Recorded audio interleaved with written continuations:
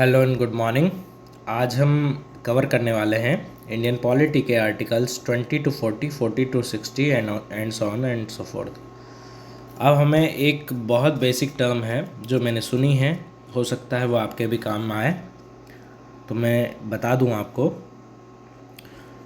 Digestion में, पाचन क्रिया में जितना हम छोटे छोटे पीसेस, छोटे छोटे ग्रास लेंगे उतना ज़्यादा डाइजेस्ट अच्छे से होगा। हम क्या करते हैं, हमारी मम्मी बोलती है कि बड़े घास नहीं लेना। जब हम रोटी खाते हैं, जब बड़े घास ले लेते हैं तो पाचन आसानी से नहीं हो पाता। जितना हम छोटा कवर करते जाएंगे उतनी चीज़ें आसान होती जाएगी। तो आखिरी तक बने रहिएगा। आज हम आर्टिकल 40 से आर्टिकल 80 तक कवर करने वाले हैं। ये है पॉलिटी सीरीज़ जो क्विक रिवीजन के लिए आपके बहुत काम आएगी। So let's move forward to today's articles.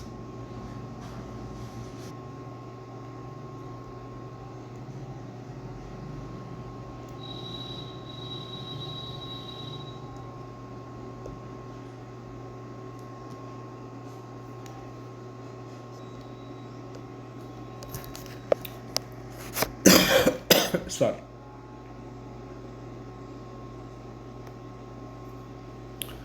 Article 20 जो फंडामेंटल राइट्स के तहत आता है उसमें क्या है, आइए देखते हैं।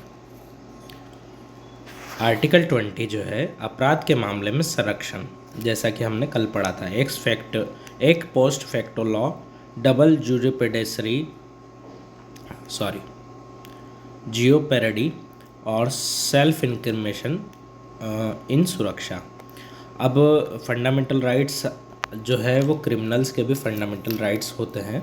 तो अगर उसे किसी आदमी से कोई क्राइम हो जाता है तो उनको भी संरक्षण देने का भारत सरकार प्रयास करती है और हमारा संविधान उसमें यानी उनको भी संरक्षण देने के लिए बाध्य है।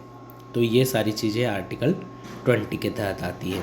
Protection in respect to conviction of offence, no retrospective of criminal law, no double jeopardy, no self incrimination. अगर उसके साथ कोई भेदभाव नहीं होगा, दो बार एक जो अपराध हुआ है उसके लिए दो बार उसको सज़ा नहीं होगी और उसके साथ कोई इनडिस्क्रिमिनेशन नहीं होगा।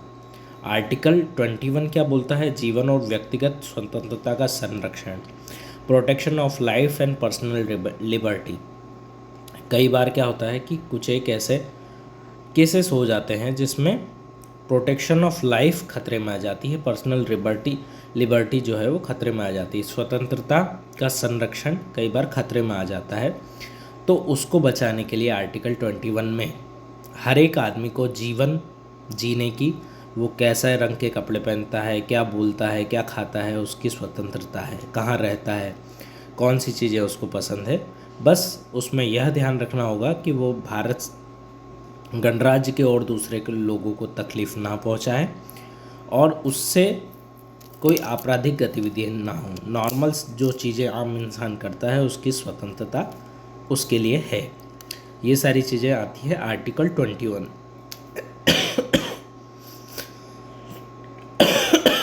आर्टिकल 21A में 6 से 14 वर्ष के बच्चों को शिक्षा का अधिकार, right to education for every children age of 6 to 14, RTE, right to education, जो आर्टिकल 45 के तहत भी आता है। Article 21A of Indian constitution बोलता है right to education for every children age group of 6 to 14 year age, यानी 6 से 14 साल के बच्चों के लिए प्राथमिक शिक्षा अनिवार्य है। आर्टिकल 22 क्या बोलता है, गिरफ्तारी और नज़रबंदी के मामले में सुरक्षा। कई बार क्या होता है कि गिरफ्तारी की जाती है पर वह असंवैधानिक कारणों के कारण भी की जाती है, तो उसके लिए भी लॉ बनाए गए हैं जो आर्टिकल 22 में आते हैं कि अगर किसी आदमी को अरेस्ट किया गया है तो उसके साथ अमानवीय हरकतें नहीं होंगी, और अगर किसी महिला को अरेस्ट किया गया है तो उसको महिला ऑफिसर ही अरेस्ट कर सकती है। तो गिरफ्तारी और नज़रबंदी के मामले में सुरक्षा। कई बार क्या होता है, नज़रबंदी यानी कोई अगर पॉलिटिकल लीडर है जो बहुत एरिया को इन्फ्लुएंस कर रहा है, या फिर वो सुरक्षा के मामले से देश की सुरक्षा के लिए खतरा है, या फिर वो ऐसे नारेबाजी कर रहा है या आंदोलन कर रहा है जिससे देश को हो सकता है कि खतरा हो, तो उसको नज़रबंद, एक स्थान पर नज़रबंद कर दिया जाता है, खुले स्थान पर जहाँ उसकी सुरक्षा होती है, पर ना उसे बाहर जाने की अनुमति होती है, ना उसे स्पीच देने की अनुमति होती है, सज़ा नहीं होती, वो नज़रबंदी होती है। तो नज़रबंदी में भी हो सकता है कि पॉलिटिकल इन्फ्लुएंस के कारण उसका मर्डर हो जाए या फिर असुरक्षा हो जाए, तो उसके अगेंस्ट नियम बनाए गए हैं कि अगर किसी पॉलिटिकल आदमी या किसी बड़े आदमी को नज़रबंद अगर रखा जाता है तो उसके लिए भी नियम है आर्टिकल 22 के तहत। आर्टिकल 23 बोलता है कि मानव तस्करी और फोर्स लेबर पर रोक। कई बार क्या होता है, बंधुआ मजदूर बनाए लिए जाते हैं छोटे गाँवों में, या फिर होटलों पे छोटे बच्चों से काम करवाया जाता है और बंधुआ मजदूर बना लिए जाते हैं और उनको पैसा भी नहीं दिया जाता, सिर्फ खाना दिया जाता है जीने के लिए। तो मानव तस्करी भी अपराध है और यानी फोर्स लेबर जो है, बंधुआ मजदूर, वो भी अपराध है। तो ये आर्टिकल 23 के में आते हैं कि किसी भी आदमी को बंधुआ मजदूर या ह्यूमन ट्रैफिकिंग क्यों की जाती है, क्योंकि ह्यूमन बॉडी के पार्ट्स जो रहते हैं, जैसे लंग्स हुआ या फिर किडनी हुई, हार्ट हुआ, ये सारी चीज़ें बहुत महंगे दामों में बिकती है, इस कारण ह्यूमन ट्रैफिकिंग होती है।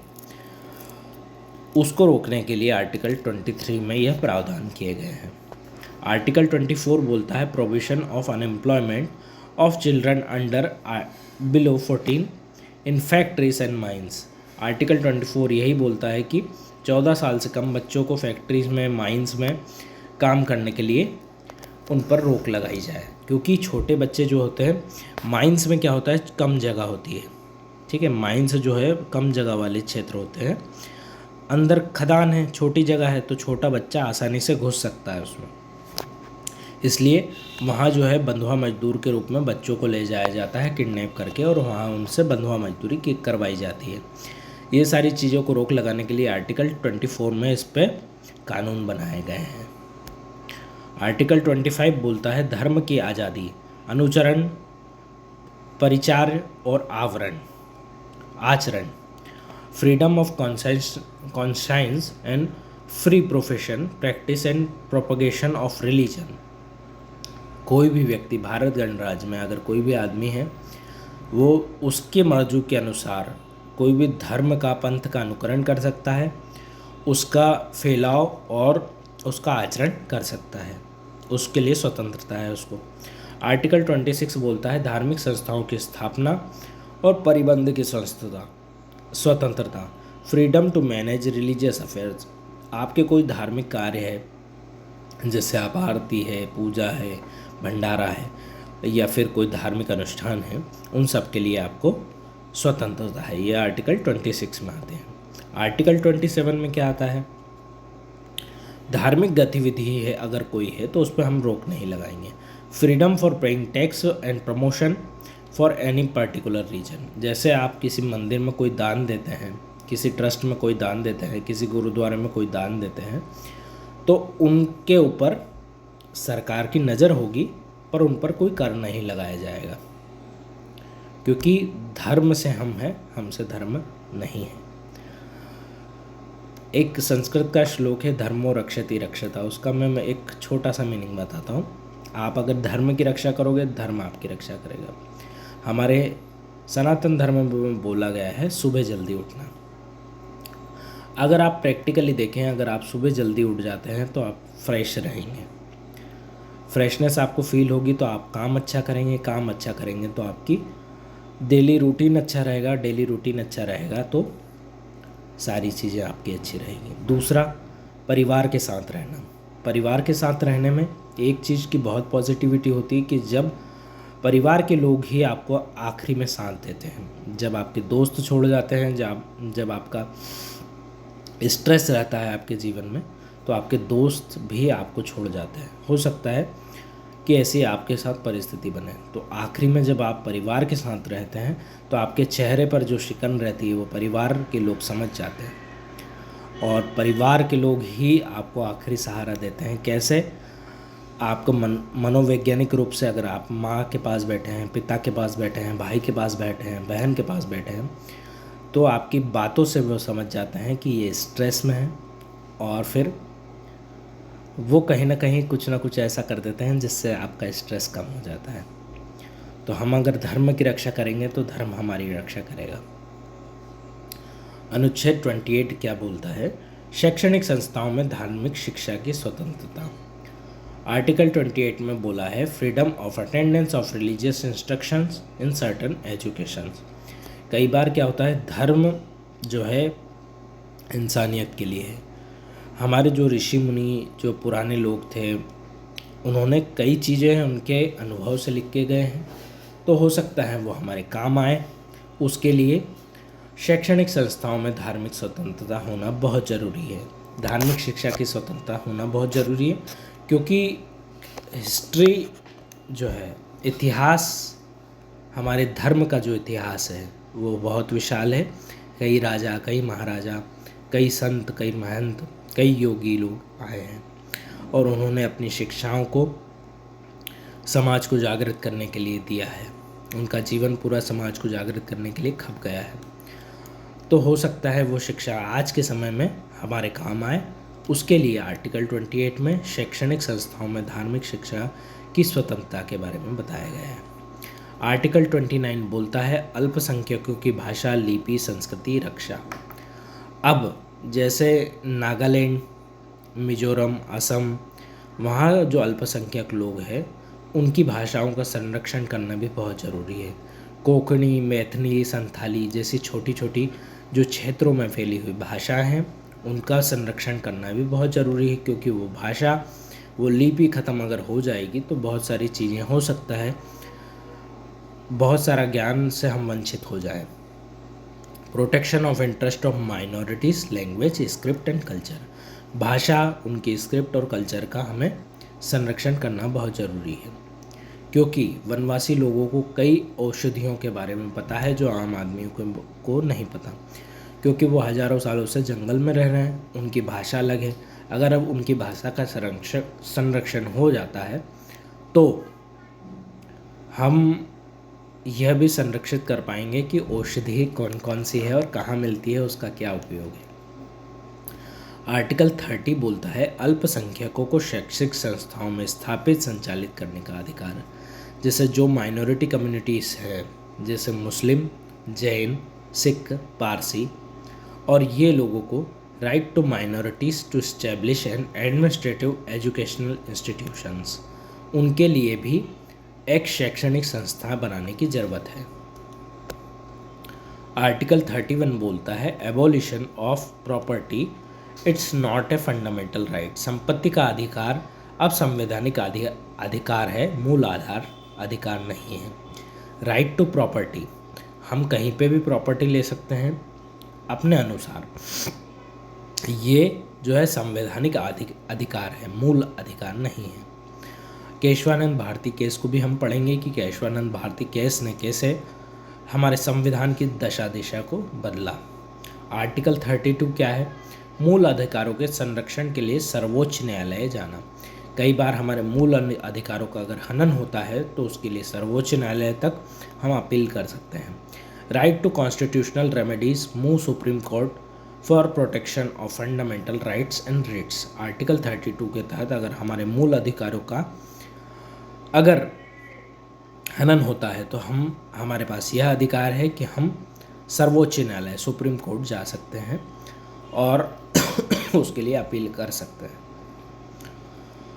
आर्टिकल 33, आर्टिकल 226 भी यही कहता है। आगे हम इस चीज़ को पढ़ेंगे।